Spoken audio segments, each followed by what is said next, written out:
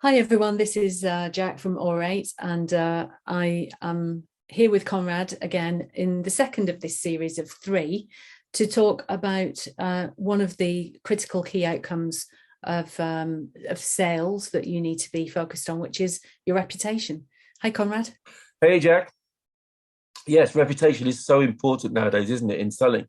We know that customers, look elsewhere to evaluate us before they even pick up the phone or send us an email, and we know that, and that we're introduced into the sales cycle a lot further along than we used to be. So they're obviously making decisions when we're not around. So reputation is critical for sure.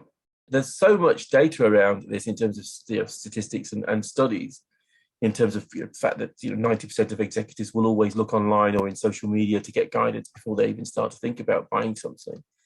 Can you talk a little bit about how our approach at Aurate in terms of how we think about reputations? Because it's not just the reputation of the client in the marketplace. There's some other components to that as well, right? Yeah, I think part of what so we need to look at it in the round. There's the reputation of the business itself, in hiring the right sales leader. There's the reputation of the sales leader in attracting the right team. Mm-hmm. And there's the ability to select the right team members, and the way they are with their track record, is something that's always focused on a lot. But how we show up in the moment is how we continue that reputation. Reputations can be dashed in a second, right? And we want to make sure we reinforce a positive reputation and build that with the client as we go. But it's also about, everybody's got that perspective from a different point of view. There used to be this horrible phrase like that such a body's gone off the boil. Right, I remember that phrase. Yes, I do. Yes. Horrific, right? And we're now in the world of it's okay not to be okay. Mm-hmm. However, we still have to be mindful of our reputation and how we perform, because we discussed last time, our results are absolute metric that we need to be cognizant of. So I think, we don't want to be saying you can never make a mistake, that we're not in that world anymore. But we do want to build a great reputation based on how we show up. Sure. And sure. For me, that's a lot about our values, our integrity, and our principles. And in our, announcement video, we talked about, noble selling, and principles around that. So for me, all of that is in the mix.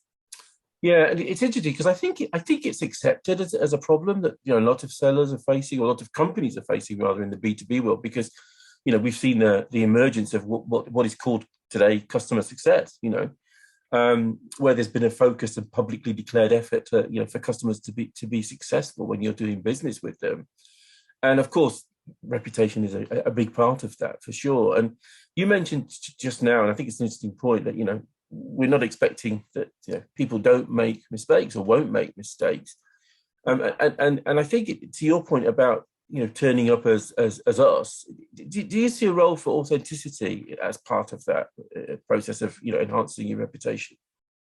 Oh, absolutely. I mean, for me, it's integral, and it's, for me, authenticity, which has been a massive theme, with my music clients. It's about operating from the inside out. It's the opposite of putting on a shiny, sales persona, as some people call it, putting on the sales hat, or the shiny suit. And the way we show up with those things, it's for me, that is not authentic. And we need, we are genuine people, and yet we feel we have to wear a mask or put on a persona when we're in the job. And I think that's what's falling away.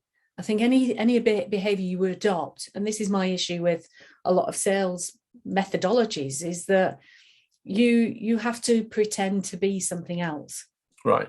And for me, that is not the right way around. It's about coming from the outside, from the inside out, in terms of our principles, our values, and how we live by those and sell by those. Sure. And it's, somebody that's, again, I've been around in selling for a while, and I remember those days where we all had the same color shirt, the same color tie, the same colored suit. So changes are afoot for sure. It comes back to that thing where people can they have that sixth sense when you're not being completely honest with them or straight with them. And it may just be that it might be something completely innocuous, like I'm actually quite hot and I know I'm sweating a lot and I'm really conscious of it, and therefore I feel a bit weird and I kind of need to leave.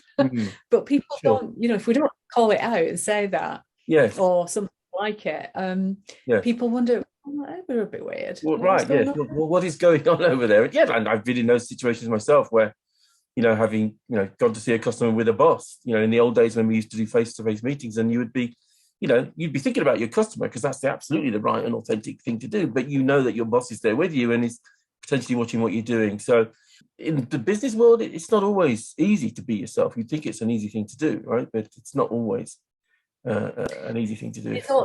It's almost one of the most unhelpful things that anybody can say to you is just be yourself. Yes, exactly. Yes, exactly.